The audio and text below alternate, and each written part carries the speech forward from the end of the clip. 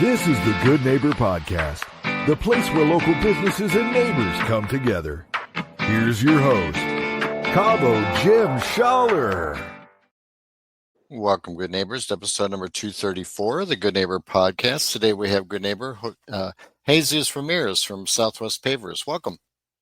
Thank you. Thank you for having me. Yeah. Pleasure to have people on the community in and share that with our listeners. So obviously you work with pavers, so why don't you share a little bit about what you do with the our listeners here? Yeah. So firstly, we're a family-owned and operated business. The people that run it are myself, my dad, Jesus Senior, and my brother. His name is Gus. And we've been in business since 2015, the end of 2015. And it kind of just came to be because my dad has been in construction for a long time. And I was in college at the time, studying psychology and not sure whether I wanted to go to grad school or what I wanted to do after that. So he came up to me and he asked if we wanted to start something together. So at first I was still in college. So at first I was kind of doing both and just trying to figure out what I wanted to do. And we saw that the business had growth potential. It started with just him and I, and it just started growing. So we stuck to it, and here we are, almost 10 years later, running an efficient business that we strive to do our best, our very best at, and I think our customers are happy with that. Yeah. I mean, being around for 10 years, you must be doing something right. So yeah, Hopefully. keep doing it. So let's talk about challenges along your journey, whether personally or professionally, the struggle of getting a business up and going. Is there something you went through? Yeah, I mean, I've always described it as growing pains. As you grow, as your reputation kind of gets out there, you get a lot of influx of calls and sometimes builders that want you to do some work for them. And at the beginning, it's very difficult to get through those jobs, just demand and we just don't have the manpower to get there. So at first it was pretty difficult. Like I mentioned, it was just me and my dad, and we slowly got another guy, and then another guy, and then that's a full crew. That allowed us to then do jobs faster, and then we got another crew, and that allowed us to get faster. And today we run and manage 3 crews.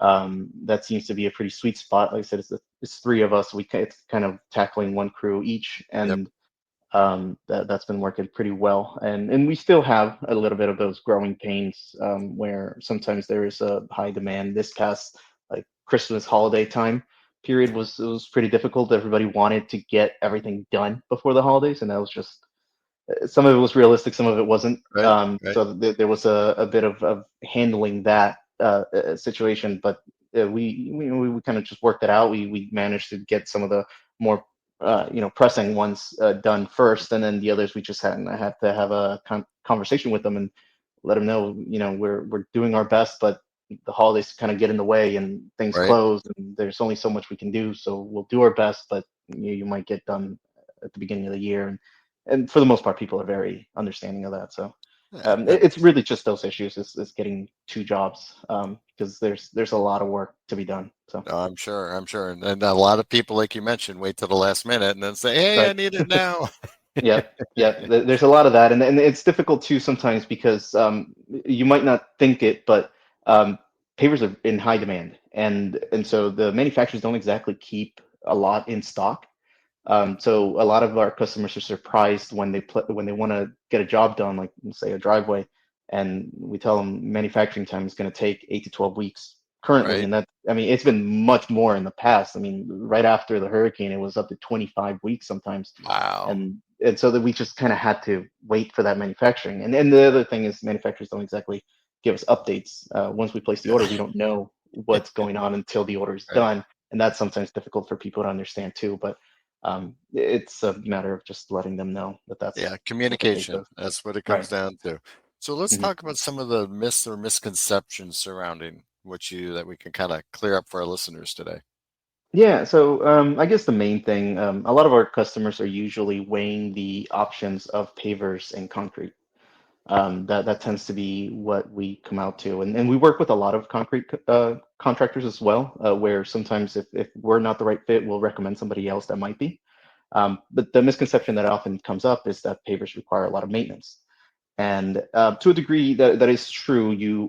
When you've got something that the main purpose of it is the colors and the pattern to it, you want to keep it looking nice, and to do that, you want to clean it, you want to seal it, and in that aspect, there is some maintenance to be done. The main thing we always push though is that when it comes to repairs, it's much better to have the pavers, because we can always repair the pavers. If they're sinking, we can pick them up, figure out what the issue is, why it's sunk, fix that issue, and then put the pavers back, and they're good. When you've got concrete, once it cracks, it's cracked. And the one thing that's 100% certain is concrete will crack. Not to belittle concrete, there's plenty of times where it's necessary, and that's what you Yep. should do. And a lot of times it's personal preference too. Sometimes you will prefer the concrete to the paver, so nothing, no wrong with that. But when it comes to pavers, we can 100% of the time we can always fix it. And if that particular paver cracked or broke, then it's easily replaceable with another one. Right. So Yeah. it's always, there's always something to be done there, and that's probably the main reason that we hear sometimes people will not think of pavers as an option because they think it's going to be very high maintenance. But usually, a pressure wash here and there gets it looking nice, and it's not as much as people might think. Absolutely. So let's talk about certain things. Have things changed, or are certain things trending now within the industry? Yeah, I would say color wise, the at the beginning, I think a lot of the tan colors, a couple of reds here and there were very popular. But more recently, people are leaning more towards the grays. And I think I hear that from interior decorators that, they also go for a lot of grays. Um, that tends to be a trend. Another one is more um, squared looking pavers. I know they're all kind of like squared Yep. like, but Yep. a lot of the edges are kind of rounded out, and the more Okay. popular ones now are more squared off edges. That tends to be a pattern as well. And yeah, it's as far as our installation, it's no big deal. We Right. install it the exact same way. It's just a personal preference that we can recommend. If you're looking for something a bit more modern, you're going to want to go with something a bit more squared off. If you like a little bit more traditional, which a lot of older homes will look better with more traditional stuff, Yep. then there's plenty of rounded options to go with. It's like design. It's constantly Exactly. evolving, right? Yes. Yes. And we definitely see that pattern for sure. It will go weeks at a time where all we're placing is gray orders. Right. So it happens for sure. There you go. Until the next trend, right? Yeah, yeah, I'm sure. Whatever that new trend is, we'll Right. definitely we'll see it. There you go. So, are you from Southwest Florida originally? I like to say that my hometown is Fort Myers. Truth is, I moved in when I was 10. Okay. Coming from Texas, my dad was working roofing at the time, and Okay. so that was right after Hurricane Charlie. All So right. we've been around the area to help rebuild in a roundabout way ever since then, and he's been in the community working construction, various different trades since then. But since then we've been a part of the community and helped rebuild several times now. Nice, nice. Yeah, I've seen a lot of change, I'm sure, right? For sure. I mean, I All right. remember one of the things that struck out to me when we first moved down here was people were riding bikes because we came from Dallas. I mean, that was a Yep. big city, Uh-huh. and people riding around in their bikes just in town was a pretty big deal. But you don't really see that much anymore. I mean, now you see a lot of traffic. Exactly. Too Yeah. much traffic sometimes, Oh but yeah, hey, for we sure. won't complain. It's good for Yeah, business. We won't complain. it is. So, I know owning a business can be very demanding of your time, but when you do get a free Right. moment, what do you enjoy doing outside of work? I'm a big soccer fan. Okay. And one of the big things that's coming up here is FC Naples. It's a soccer club that's starting out in Naples. It's not first division. Soccer is not MLS, Yep. but it is exciting to have a local professional soccer team. So my wife and I and my parents too. We all got season tickets.